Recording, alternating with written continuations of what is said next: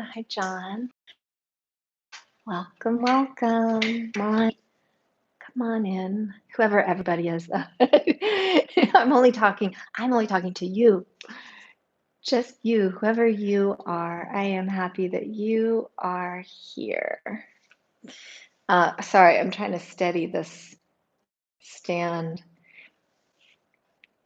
Hello, Marla. It is indeed a beautiful day. Hey, does anybody know how to interpret dreams? Last night, let me preface this by saying that we have two cats who sleep with us, and often the cats will come up and like want to play in the night or just like press, we call it kneading. They press their paws into our shoulders. And sometimes one of the cats comes right up on my face, which I don't love that. But last night I had a dream that there was a rat on my chest and it was rubbing its forepaws. And then in my dream, the next morning, I woke up and I said to Amir, I think there was a rat on my chest wanting to play. And in the dream, Amir said, oh, yeah, that's Shirley MacLaine. Can anybody interpret that for me? Put it in the comments below. I would love to know why Shirley MacLaine showed up as a rat in my bed. Meanwhile, happy Monday. It is a beautiful day. And if you get our newsletter, which I encourage you to get, our weekly inspirational newsletter comes in your inbox. You can sign up for it through the homepage of our website. And if you are already an existing Sun and Moon student, you are on the list. And if you're not seeing it, chances are it's going into one of your filtered folders that's been automatically created for you by your email server. Anyway, if you get our newsletter, you'll read about this either today or tomorrow in written form. But I wanted to share an experience I had yesterday morning walking home after the morning walk with my dog, Prince. And we turned around the corner and I saw our house from a distance, maybe 30, 40, 50 feet. And I saw a weird yellow glow on the front step. And I thought, oh, the newspaper landed there instead of where it usually does further back toward the street. And then I got a little closer and I thought, no, it's not the newspaper bag, that neon yellow. It's a little more green. And I thought someone had dropped something and the wind picked it up and brought it to our step. And then so I had, for every step I took, like another idea about what this strange glowing yellow thing was on the front step. I finally got close enough to see that it was, in fact, just the light. It was just the way the sun at that particular moment was picking up and reflecting off of the potted plant that we have there. And because that was such a simple answer and it was a non-threatening situation, it didn't really matter what it was. I didn't think it was anything nefarious or dangerous. I was able to observe that pattern of thought that led me to that moment of truth and simple realization. And it reminded me of the way we have those patternings of our thoughts when stakes are higher. And we ascribe all kinds of terrible scenarios to what we're observing or what we're imagining or what we think is going to happen. And it was a really good lesson in patience, in simple observation, in waiting and being okay with not knowing until the answer comes clear. And answers shift and change, and circumstances arrive and depart in exactly the same way that the light does in our lives. We get this daily powerful reminder of the changing light because It's not the light that's changing, it's our position in relation to it, the relationship to it that's changing.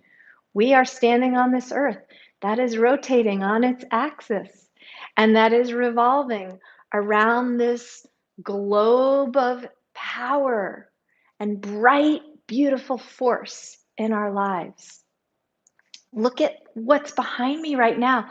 Look at these orbs, these reflections, these, these glowing examples of our relationship to the light. And we can turn these observations inward also and recognize the changing circumstances inside, the way the blood is flowing, the way tissues are living and breathing, the way our bones are arranged, and that too is changing all the time. The yoga lesson here is patient observation and the willingness to see the simplest truths moment by moment by moment. Let's do a little practice. So begin standing and just a simple shifting from one foot to the other. Simple shifting one foot to the other. So this consistent flowing change of position, change of relationship to the ground and to the space around you. And then you can bring your shoulders into it.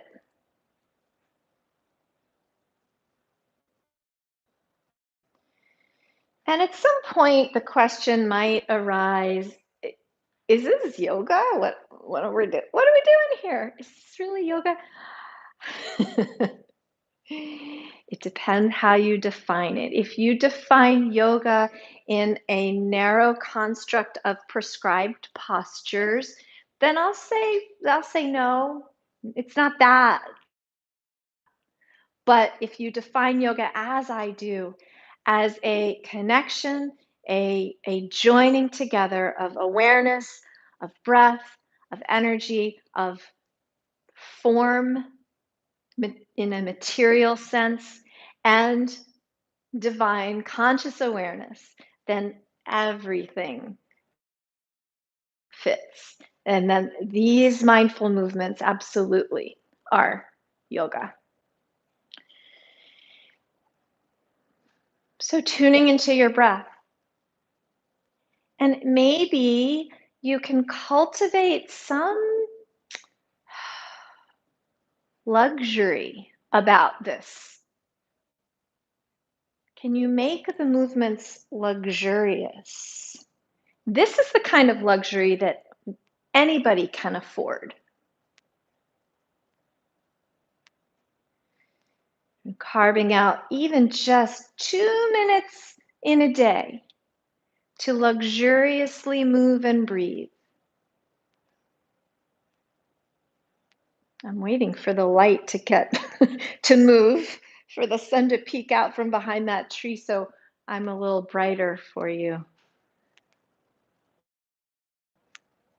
Anyway, here we are, luxuriating in mindful movement. Can you feel the breath finding its way inside, like gentle tendrils reaching through and in and around to soothe, to calm, to heal, to support?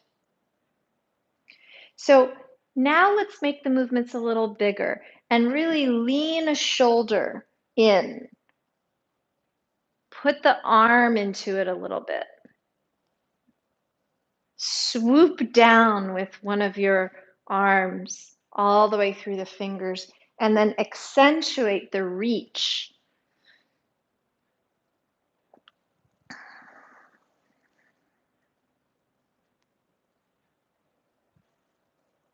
And breathe.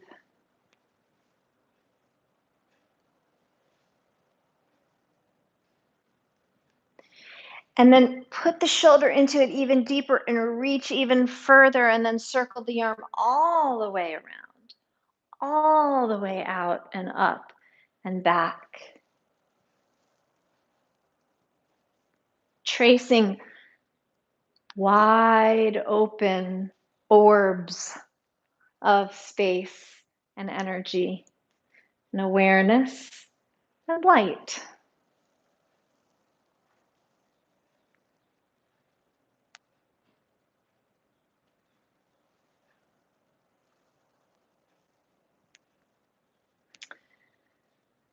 And feeling the breath continuing to make its way through, continuing to feed and energize and support and ease and remind us of our temporary nature.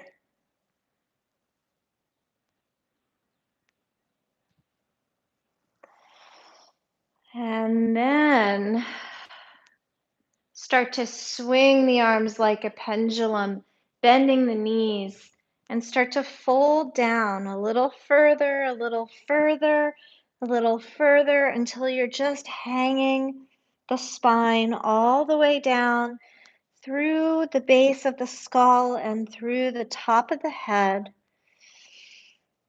shifting to the left, shifting to the right. If you want to keep swinging the arms, you can grab your elbows so they're fully suspended. Breathing in, breathing out. And then we're going to pause at center, bend the knees a lot, round the spine, press into the feet, hang the arms, hang the head, save the head for last as you roll back up.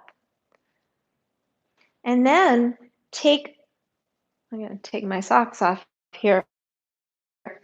I think my feet might be cut off. Um, Let me adjust the camera a little bit. So we're going to move into a balancing pose, and I have the blanket over my mat because the floor was really cold this morning. We left the window open by mistake all night, and it was like 30 something overnight. So just plant the foot into one, plant your grounding energy into one foot.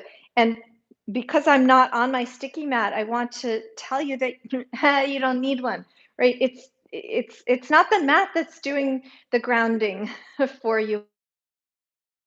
It's you that's doing it. So one foot down on whatever you're standing on, and then lift the other knee and, and turn it out and bring it forward and bring it down, and then shift to the other foot.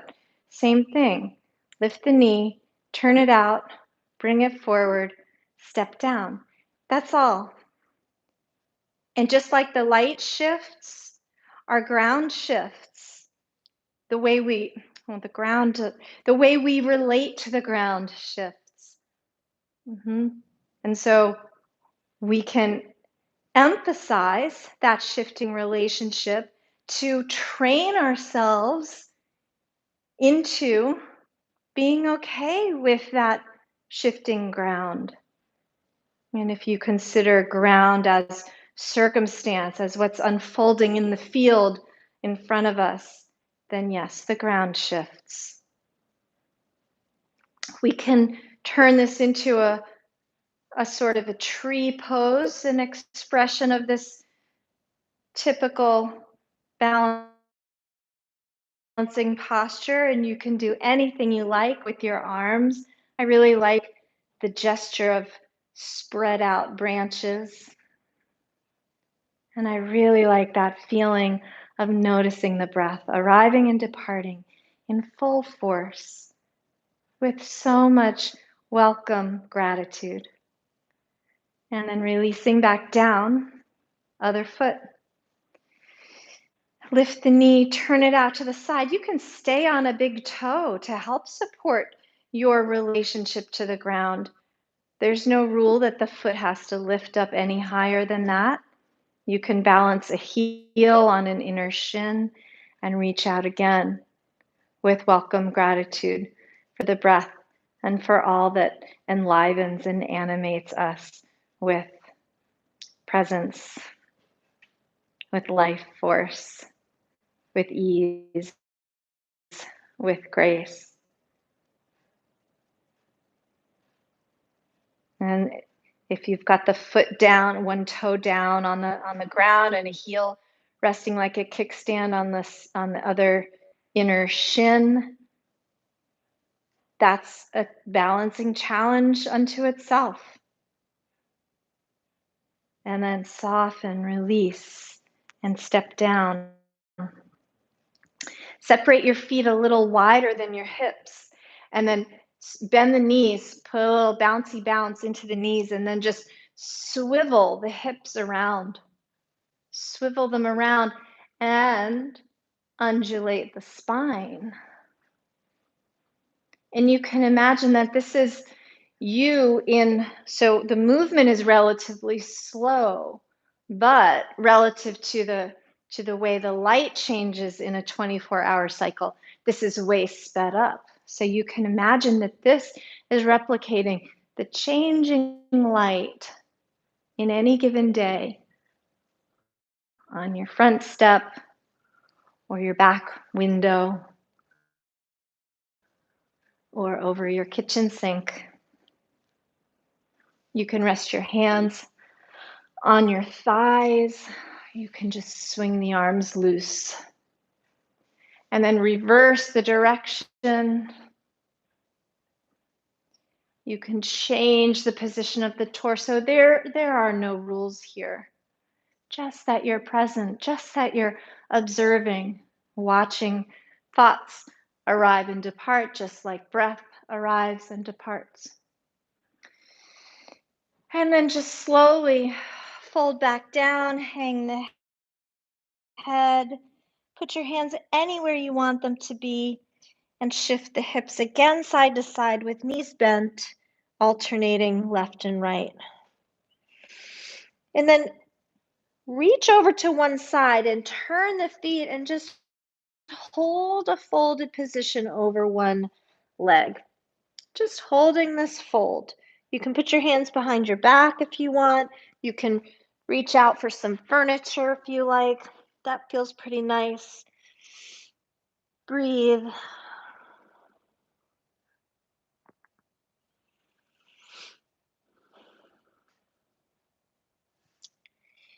And then walk around to the other side and breathe. Notice where you feel the challenge, the stretch or the strength, or both.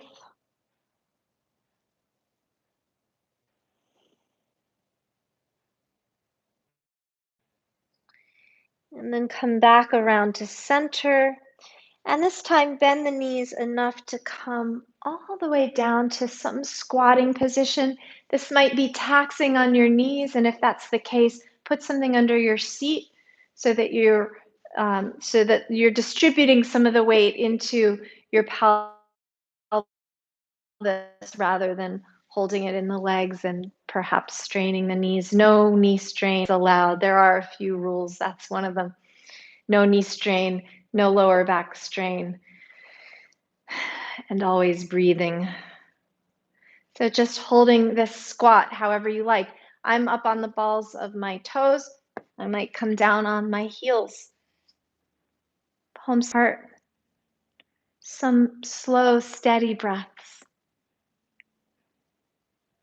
And then maybe a little bit of rocking side to side, a little bit of shifting energy, shifting weight, shifting relationship to ground. And then pause at center and come all the way down to long breath. Exhale, turn to one leg and fold down over that leg and breathe.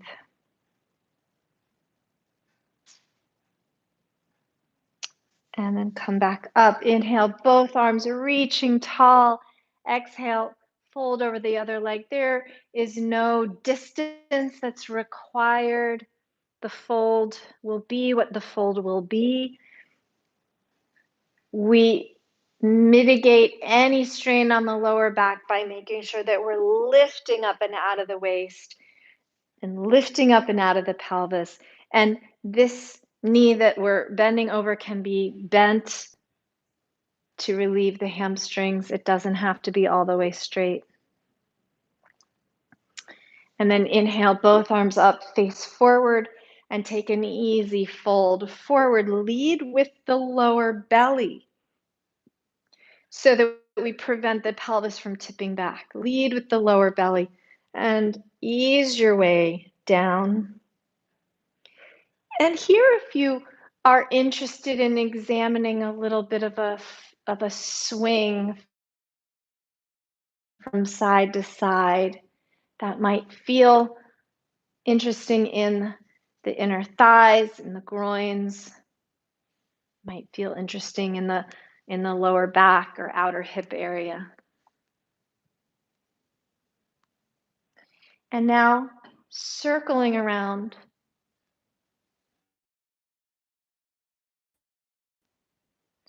So draw this orb that may signify light shifting and turning, and then go the opposite way.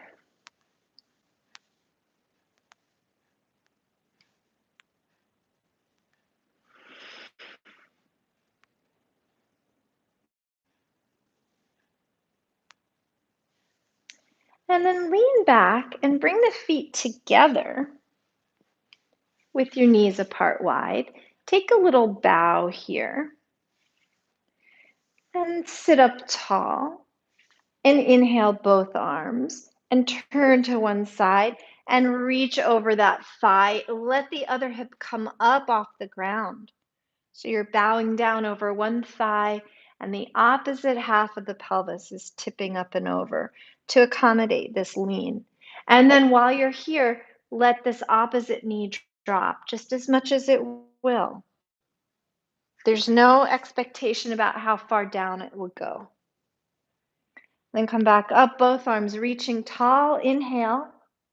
Exhale, fold over the opposite thigh. Let the opposite half of the pelvis float up as you bow down away from it. And then let this leg get weighted down. More down than it was, not all the way down. Mine's not going to go. I don't know about yours. And then come back up, both arms reaching tall. Take your legs out straight in front of you to the side, and then fold down. Again, protecting the lower back, avoiding any strain by lifting up and out of the pelvis, up and out of the waist, and then letting the fold happen as it will.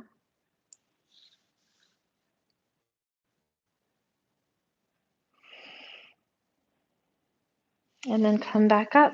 Inhale, both arms nice and tall. Exhale, bend one knee and grab onto it and take an easy twist.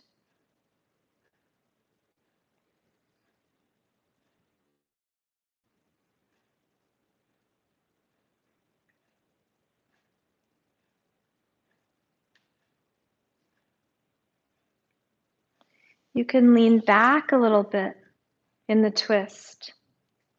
Okay, I only just did that so I could have a reason to pet the dog. You never need an excuse to give love to another.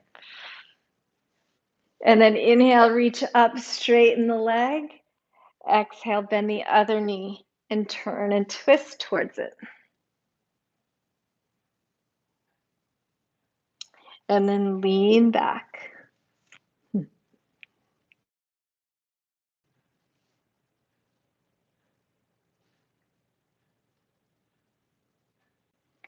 And then inhale, reach up, straighten both legs again, take an easy fold.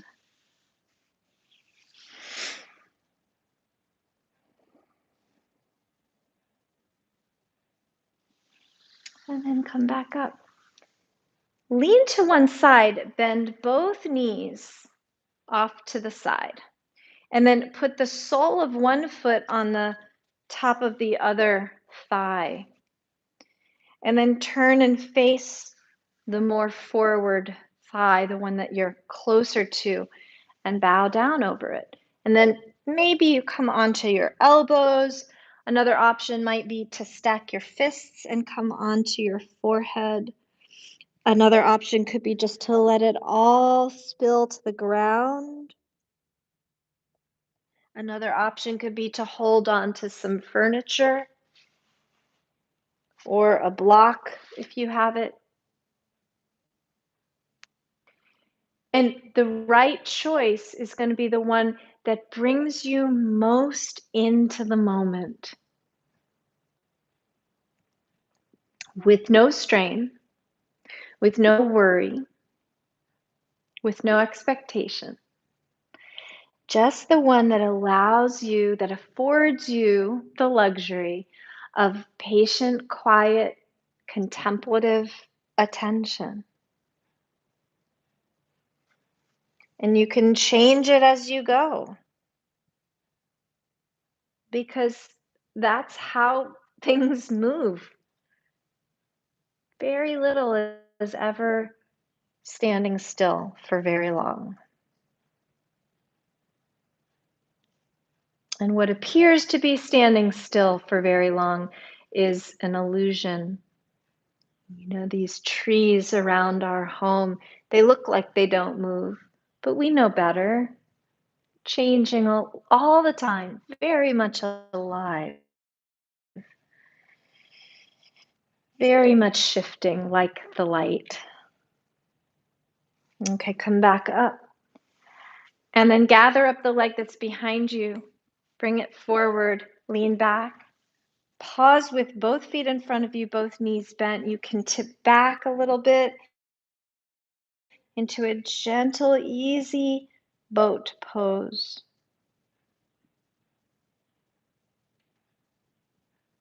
Just hugging the knees, keeping the spine nice and long and uplifted. And then switch to the other side. So taking the sole of the foot, put it on the top of the other thigh, and then turn away from that back leg and fold down over your new front thigh. Come to an easy or logical or useful stopping place and breathe.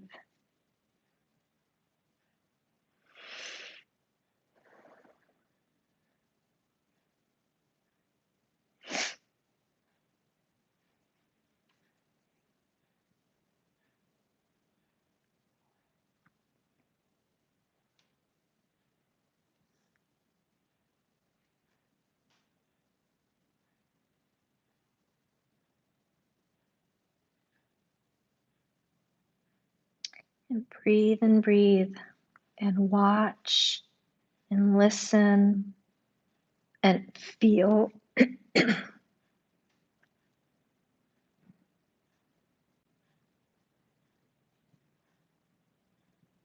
So we're training up patience and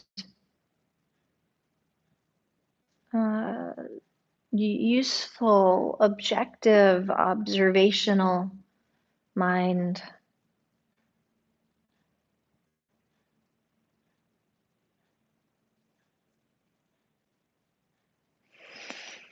Another deep breath. And then gently walk the hands back, come back up. Sit tall again, gather up the knees, bring them in front of you, feet to the floor. Hold on to the knees, tip back a little bit. Another little boat pose. Another round of easy breath. You can change the way you're shaping and building your boat. You can make it a little bigger, a little stronger, however you like.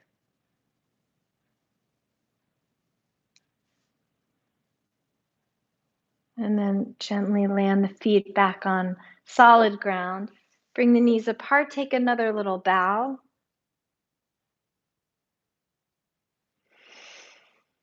Easy breaths in and out.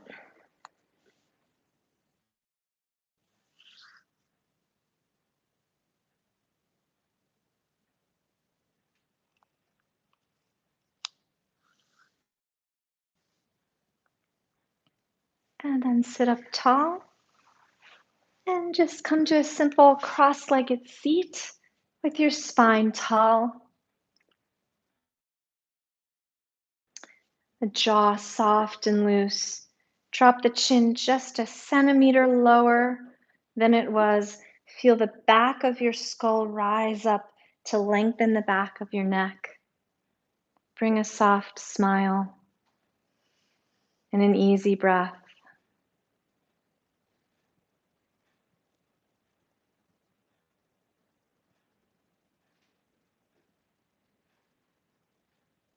And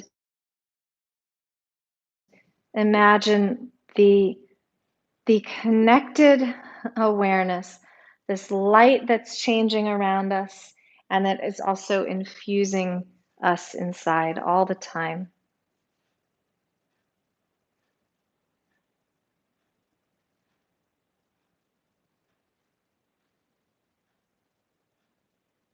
Luxuriate in that awareness just for another full course of inhale and exhale.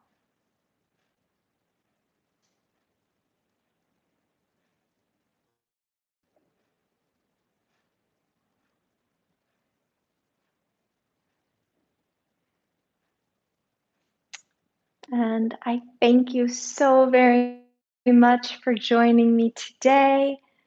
I hope you have a wonderful day. Take good care, everybody.